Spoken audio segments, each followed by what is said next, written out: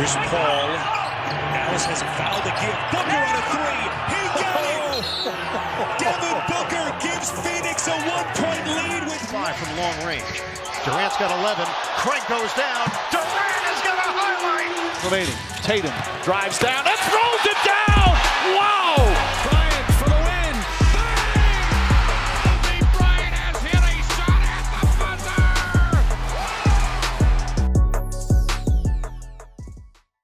But there's mainly going to be one segment today, just to talk about all the down news. a man because he's in health and safety protocols. He's down. We're down a man because he's in health and safety protocols, along with the rest of the league. So you can kind of tell what we're going to be talking about. We're going to be talking about a lot of the outbreaks and, I guess, health concerns with a lot of these players when it comes to the whole league, because it's almost up to 60+ players now. Mm-hmm. We cannot mention the disease now because of YouTube going to kill us if we say the word.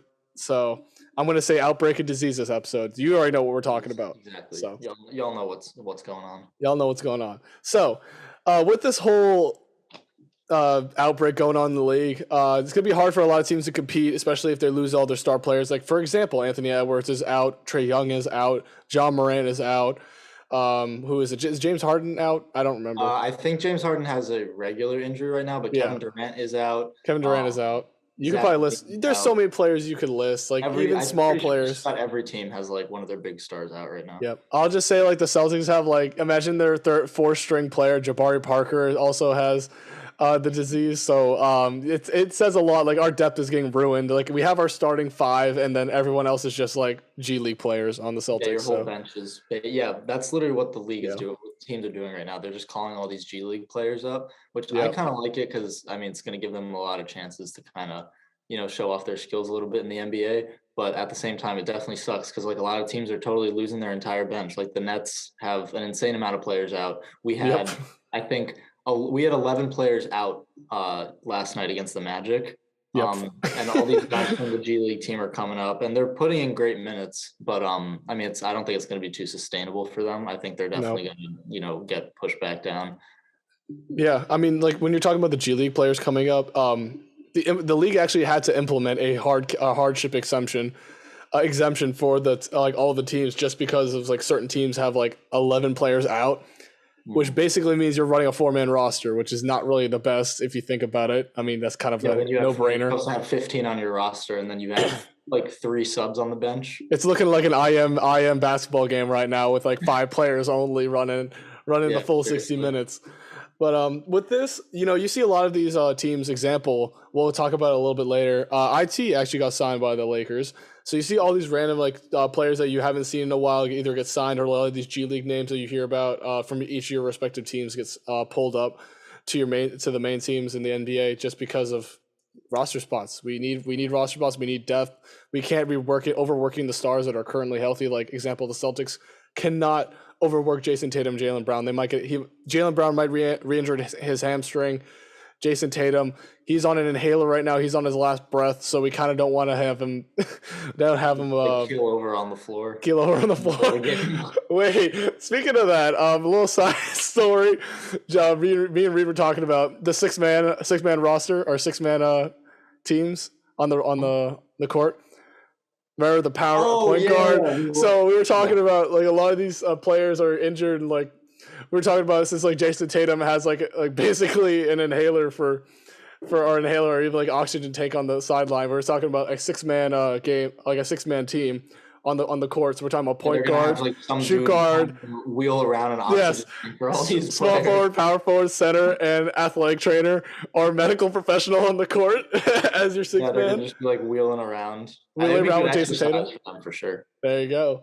But yeah, anyway, as a side story, but we will see how this affects the league. This is actually a really concerning because this also potentially brings up the topic of the league postponing games, which they already have, but also now, they've postponed games, but also now there's talks about potentially like not postponing, but like even I guess shutting down the league for about 2 weeks or 3 weeks to get these guys healthy again, like isolate them in quarantine, test them, make sure everything's good before we run back into a smooth NBA season. There might be even more restrictions now for like players to do stuff off the court, yada yada, because you don't want to have anything get picked up by a certain stars that you have on your team to play and then spread a whole over I was almost said it. Spread the disease to all.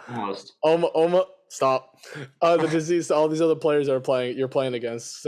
I think that's probably how it started. I forgot what team had like the most.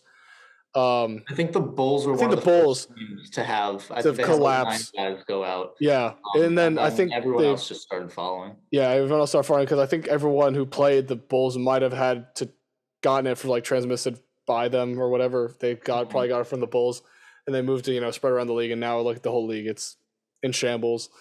So I mean, like with that. Yeah, with that, I mean, what are your thoughts on like canceling the league? Because I have my own thoughts, but we'll see what happens. I mean, for right now, it looks like they might cancel the league for a couple weeks. Yeah, I mean, I think definitely the health of the players needs to be like top priority. We want to make sure that nobody's getting too sick or spreading it too much or having these like long lasting effects. But then as a fan, like it kind of sucks, because like our fantasy teams are all gonna die. Fantasy is totally gonna be shit out of luck. And like we kind of thought we were out of the woods with this, we were like, okay, fans are back, like players are playing in these almost packed stadiums, we were like kind of getting away from it now. I hope I do not want to speak this into existence, but I do not want another bubble run. I mean, I'm not opposed to the bubble, but it's just like it's not the best environment, I would say, for the players or for fans. Yeah, so, I think the problem with the first bubble was that not a lot of players wanted to come back to play. I think that if they did it again, and more players were more inclined to want to travel out and stay there, and play, that would be a different story. But I mean, it sucks because like that's totally going to ruin the whole fan experience. And you're right, like the players aren't going to have the fans screaming in their faces, which is like part of the game. So definitely an interesting scenario right now.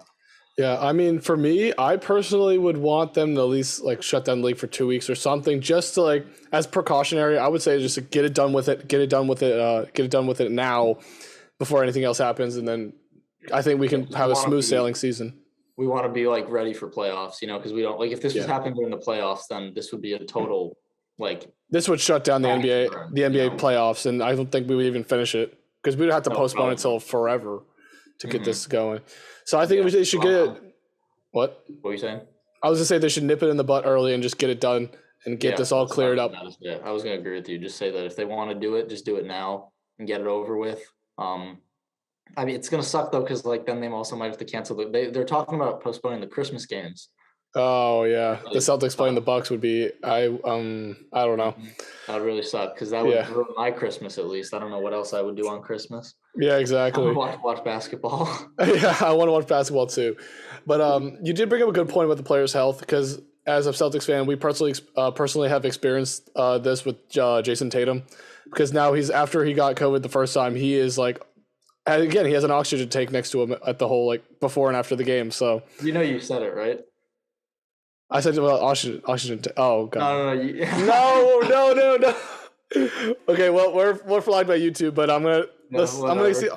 I know we said we're gonna try to reduce it. It's not like we're spreading like misinformation. We're just talking about the impact. But YouTube gets so whack. Like I'm gonna keep this in, but like the YouTube's so whack about the COVID, like the almost said it again, the disease talk.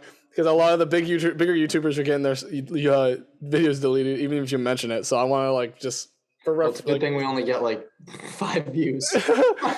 More than that, but you know what? Anyway, getting back to it, players health wise, it would really suck if a lot of these players ended up like Jason Tatum, where they needed an oxygen tank like before and after the games, and it wouldn't be fun to watch because imagine these players getting gassed like way earlier. It wouldn't be as fun to watch because they would be gassed earlier. They would have to bench them more and play less minutes.